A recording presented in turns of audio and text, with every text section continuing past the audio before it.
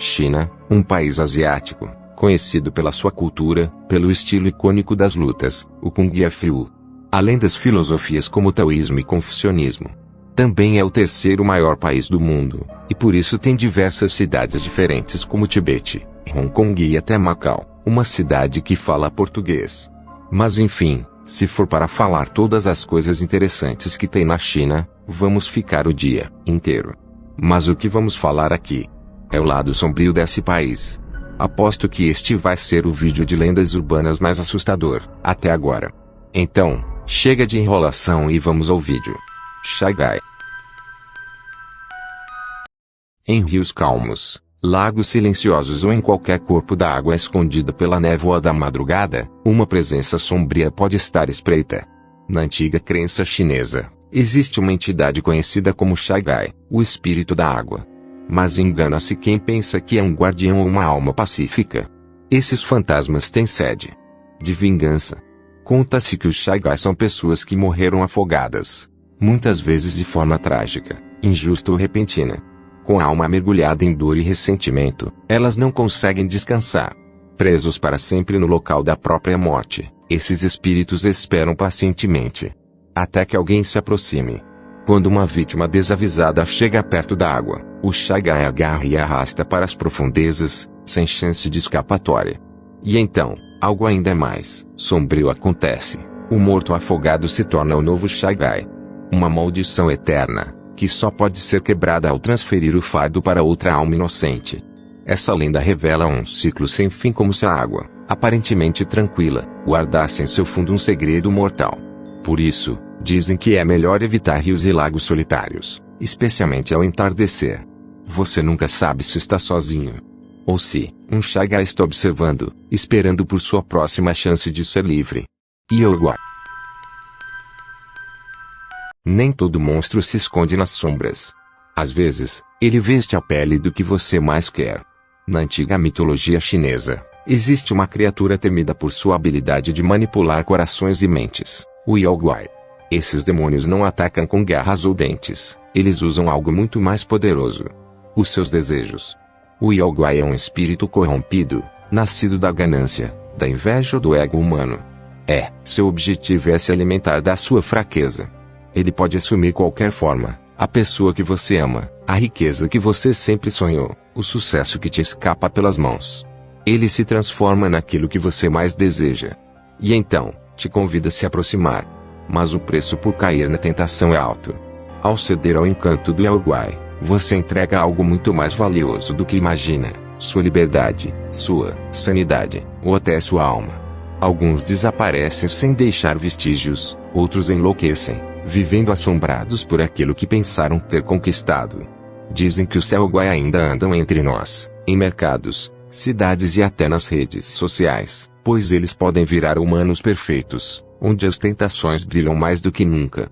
Por isso, antes de seguir cegamente um desejo, pergunte a si mesmo: é real, ou será um Yaoguai disfarçado? Yaoguai. Você já quis descobrir o número da loteria?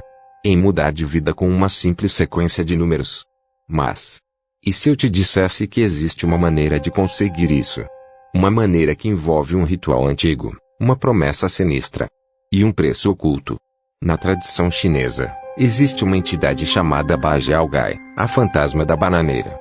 Reza a lenda que ela pode revelar os números vencedores da loteria. Parece tentador demais para ser verdade, não é? Mas para isso, você precisa fazer um ritual específico e extremamente perigoso. Primeiro, encontre uma bananeira. Em volta dela, amarre uma linha vermelha. Depois, amarre outra linha vermelha à sua cama. Esse fio invisível irá conectar seu mundo ao dela. Então, você deve dormir e esperar. Dizem que, durante a noite, ela virá até você. Não como um monstro grotesco, mas como uma mulher sombria, envolta em véus e mistérios. Ela irá sussurrar em seus sonhos os números da sorte, os números que poderão te deixar rico. Mas há um detalhe: nem todos acordam. Alguns desaparecem, outros enlouquecem, e há quem diga que suas almas ficam presas à bananeira, alimentando o poder da Yaoguai. É um pacto silencioso, um acordo com o desconhecido. Teria coragem de fazer esse ritual? Ônibus 375. Se algum dia você estiver em Pequim e o ônibus 375 aparecer na sua frente, pense duas vezes antes de subir. Essa história aconteceu em uma noite fria de novembro, por volta das 23 horas. Era o último ônibus da linha 375, saindo do terminal Iguaminguiuá, como fazia todos os dias. 3 passageiros embarcaram, um casal de idosos e um jovem rapaz. Tudo parecia normal. Até que, em uma das paradas, 2 homens muito estranhos subiram.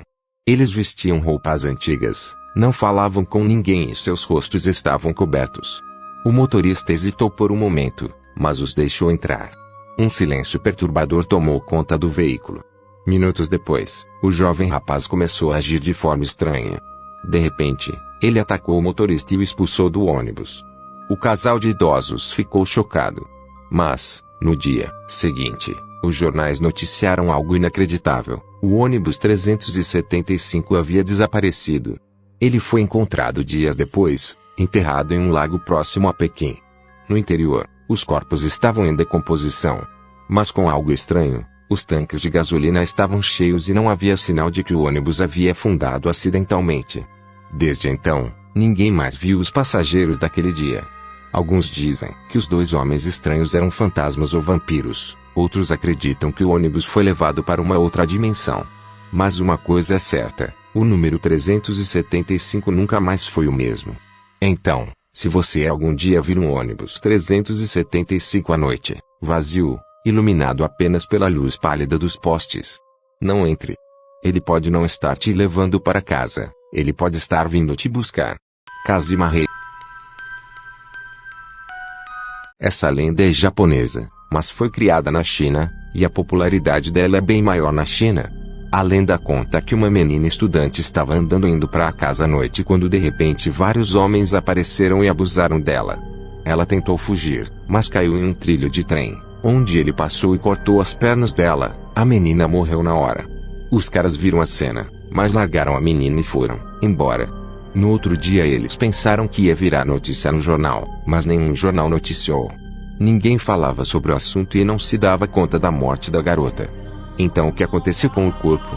Eles estavam com medo de irem até o local por medo de serem pegos pela polícia. Eles esperaram dias, e nada de falarem do corpo. Então, um dos alunos resolve ir ao local olhar o trem, e não tinha mais o corpo lá. O que aconteceu com essa menina? Ninguém sabe. Um certo dia, um estudante estava voltando para casa de noite, quando ele viu uma menina pendurada no muro. Ele olhou para ela, e ela perguntou: "Você sabe onde estão minhas pernas?" Assustado ele falou: "Como assim?" A menina levantou e ele viu que ela estava sem pernas e saiu correndo. Depois que esse menino viu, ele começou a contar, e ninguém acreditava na história. Passando alguns dias, várias pessoas começavam a relatar a mesma história da menina sem pernas.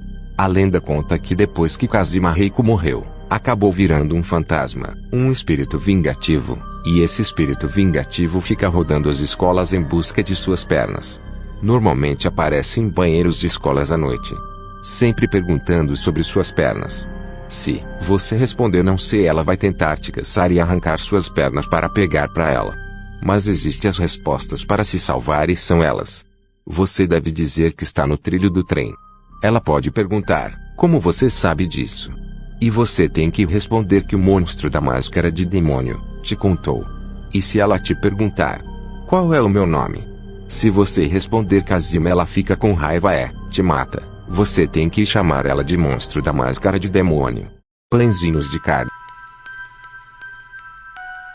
No início dos anos 80, uma padaria começou a fazer muito sucesso, devido a muitas pessoas estavam falando sobre pãezinhos de carne muito bom. Tinha muita demanda pelos pãezinhos, mas o padeiro tinha muita falta pelos pãezinhos.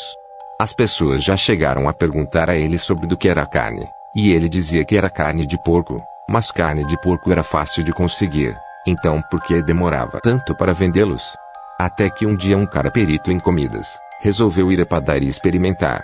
Ele comeu o pão e realmente era muito saboroso, mas ele sentiu um gosto estranho, e não parecia ser carne de porco. Então ele resolveu comprar o pão de carne e levar para fazer uma investigação do que era feito a carne, e descobriram que a carne era humana.